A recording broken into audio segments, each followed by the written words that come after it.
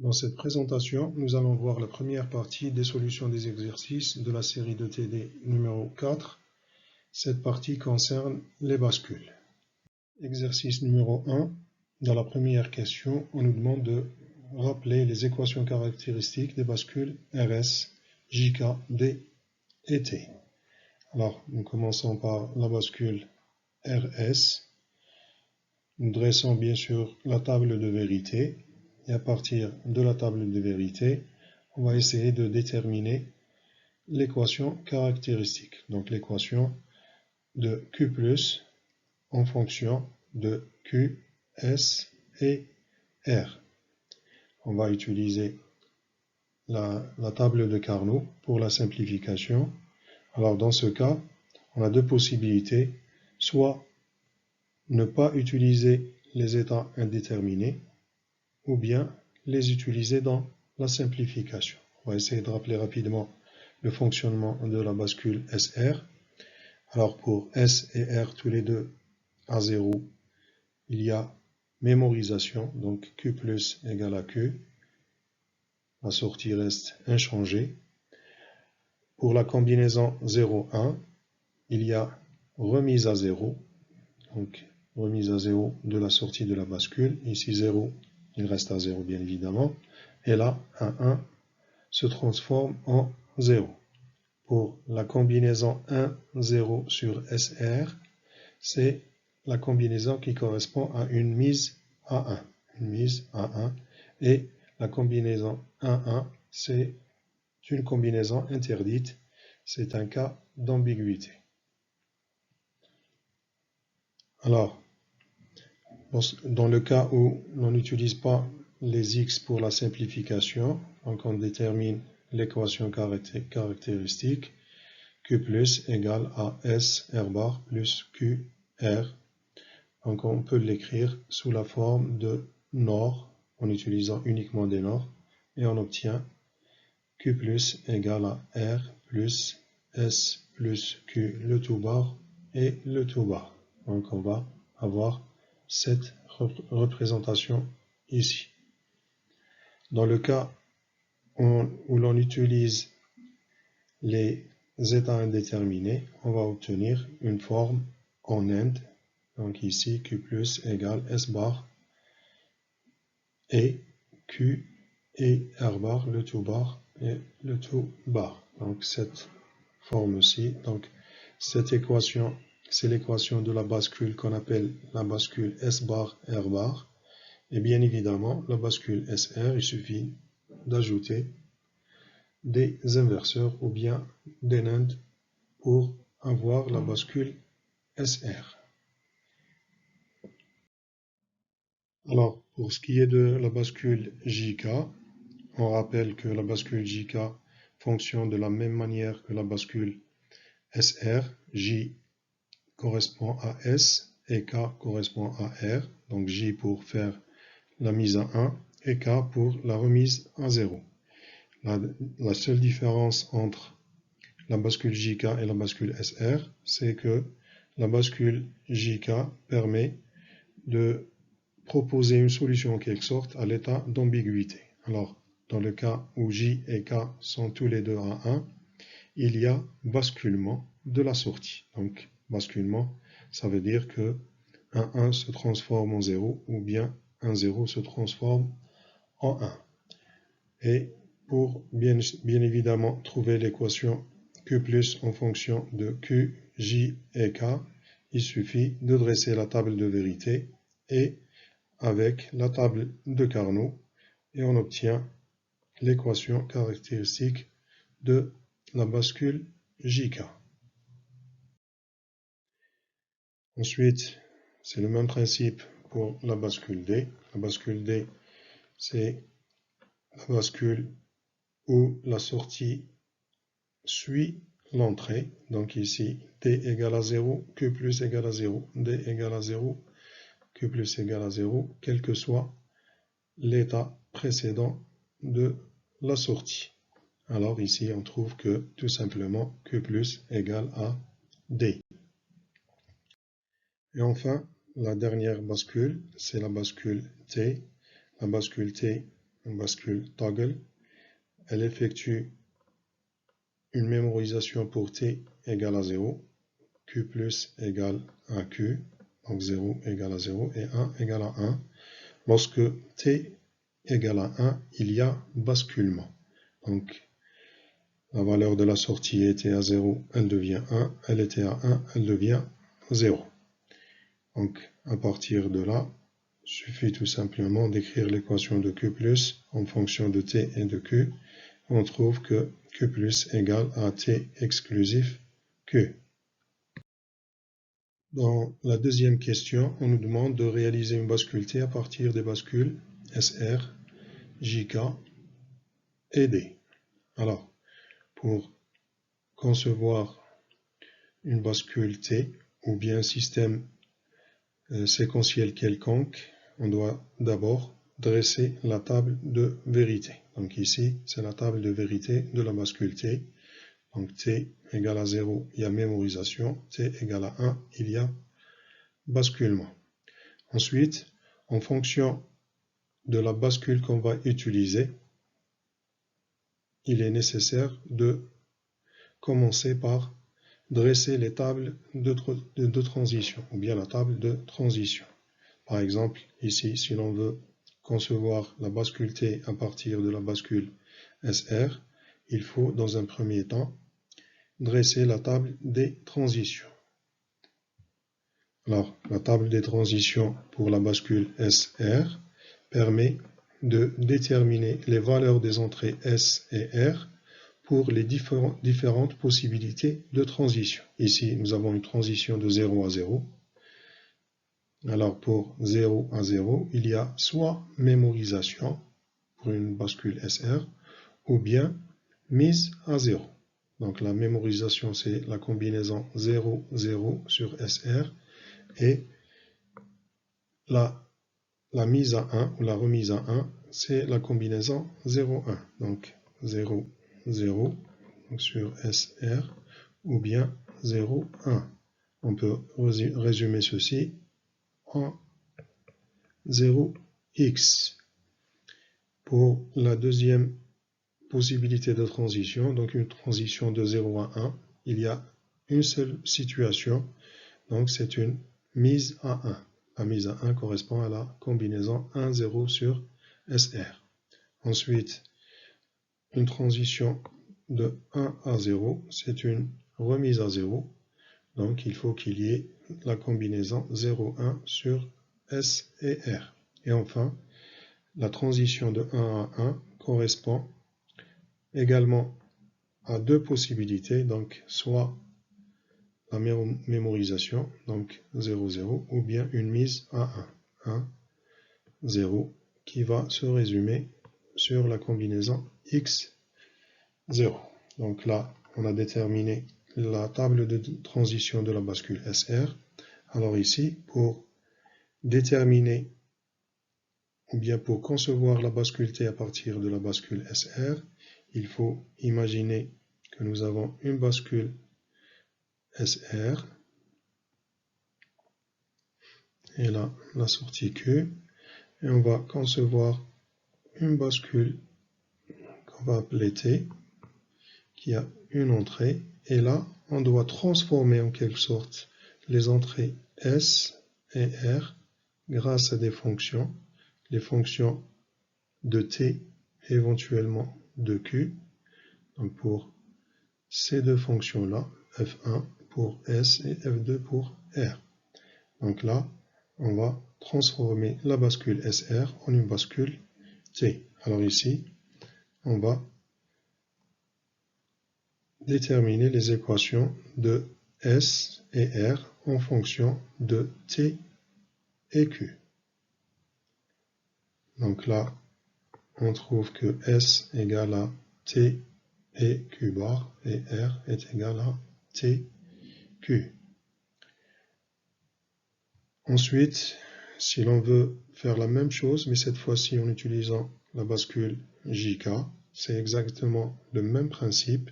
Donc on va commencer par dresser la table des transitions de la bascule JK. Donc c'est exactement le même principe.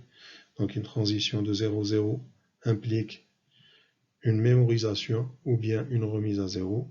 Une transition de 0 à 1 implique soit une mise à 1, soit un basculement. Donc, la combinaison 1x, la transition 1-0 correspond à une remise à 0 ou bien un basculement. Et enfin, la transition 1-1, c'est soit une mémorisation ou bien une mise à 1. Donc là, c'est la table des transitions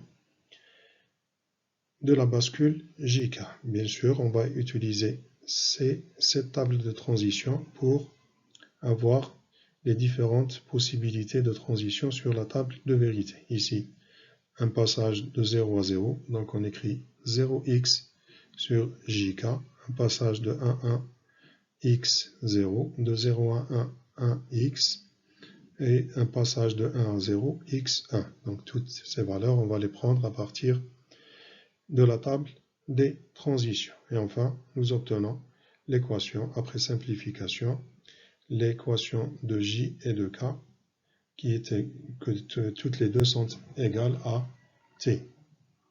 Et enfin, dans le troisième cas, on utilise une bascule D. Donc, on dresse la table des transitions. Donc ici, la table de transition de la bascule D est très simple.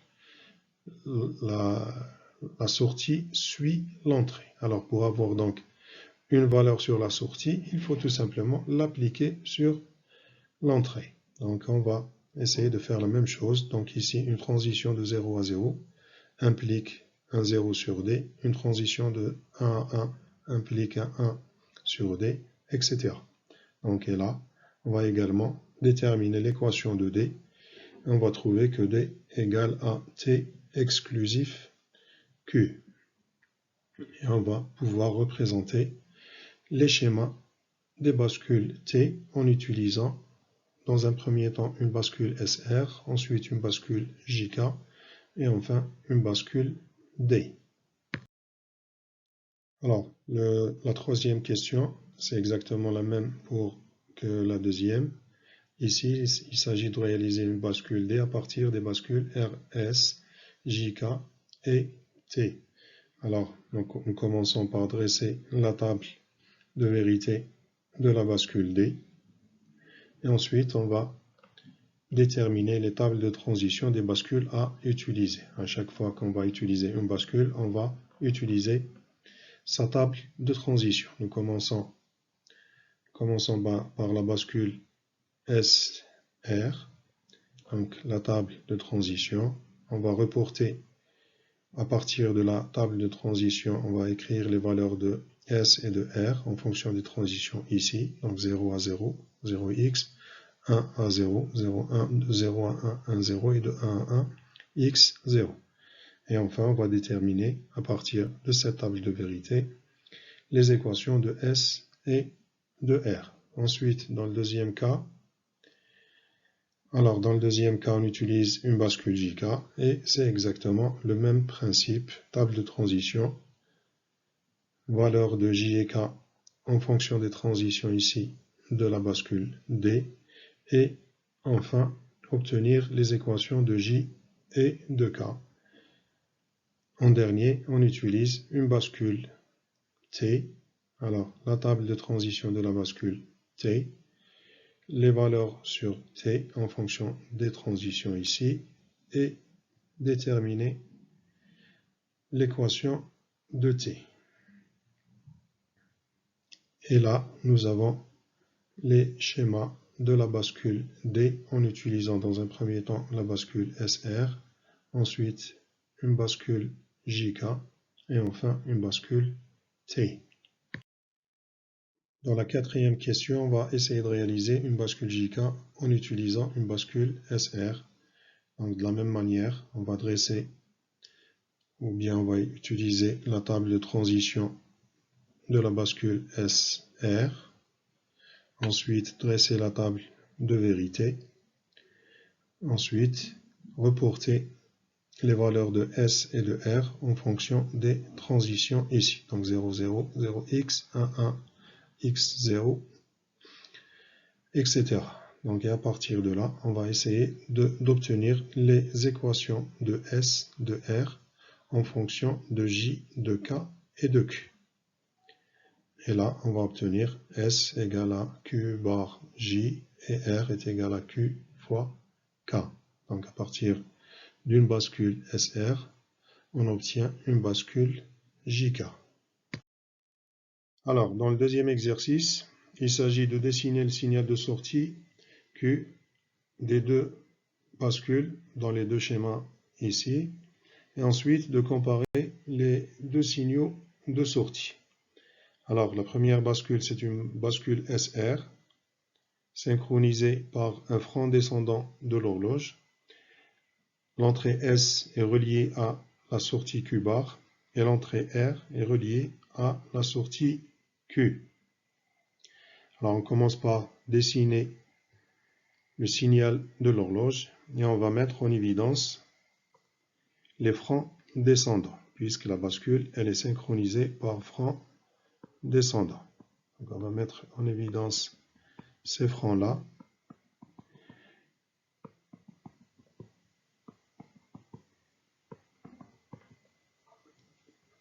Alors, on suppose un état initial quelconque pour la sortie Q, bon, soit 0, soit 1, c'est exactement la même chose.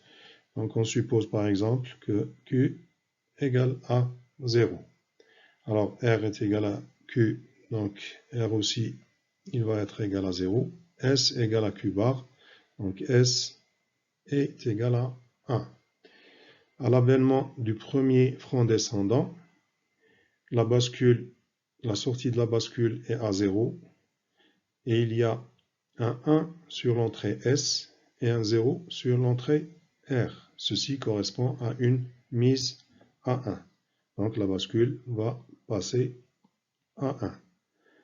Ici, on va évaluer une autre fois les valeurs de R et de S. R, c'est 1 également. S va passer à 0. Au deuxième frein de l'horloge, alors ici, S égale à 0 et R égale à 1. Ceci correspond à une remise à 0. Donc la bascule va passer à 0. R également et S va repasser à 1.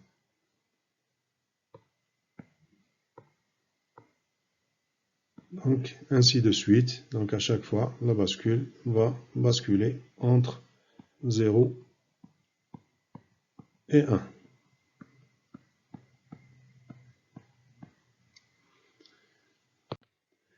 On va avoir donc le schéma sous cette forme-là. Pour le deuxième schéma, la deuxième bascule, nous avons une bascule D synchronisée par un frein montant de l'horloge.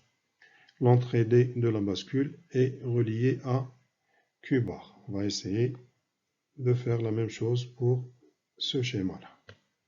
Alors, ici, nous représentons l'horloge et nous mettons en évidence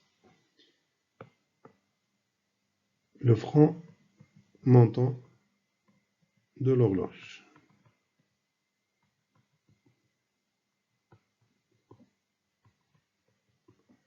On suppose également un état quelconque de la sortie. On suppose ici par exemple Q égale à 1. Donc Q bar qui est la valeur appliquée à l'entrée D va être à 0. À l'avènement du frein montant, du premier frein montant, Q est à 1, D est à 0. L'entrée, plutôt la sortie, doit suivre l'entrée D. Donc, elle va passer à 0. Ici, D va se transformer en un 1. Ensuite, au deuxième frein de l'horloge, il y a 1 sur D. Donc, la bascule va passer à 1. D va repasser à 0, etc.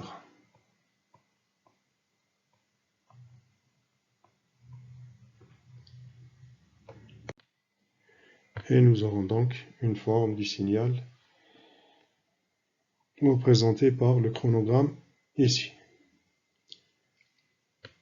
Pour la deuxième question, il s'agit de comparer avec la sortie d'une bascule JK synchronisée par la même horloge où J et K sont à 1-1.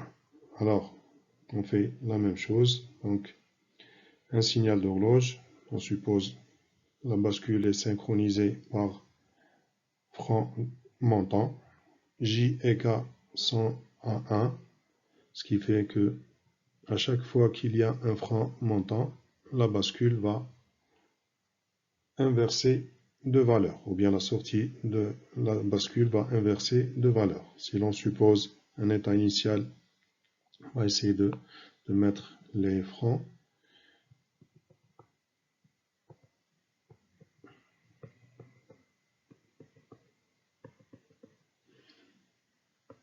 Et là, on suppose par exemple à l'état initial Q était à 0, au franc descend, plutôt au franc montant, J et K sont à 1, la bascule doit inverser sa sortie, donc elle était à 0, elle devient à 1.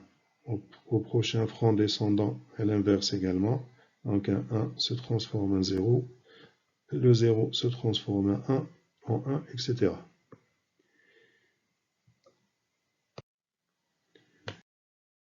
On remarque sur les trois chronogrammes que les signaux de sortie des bascules ont des périodes doubles de celles de l'horloge. Alors, les trois bascules, la bascule SR avec cette configuration, la bascule D avec cette configuration-là, et la bascule JK, le cas où J et K sont à 1. Alors, toutes ces bascules permettent de diviser la fréquence de l'horloge par 2. La période, elle double, donc la fréquence, elle est divisée par 2.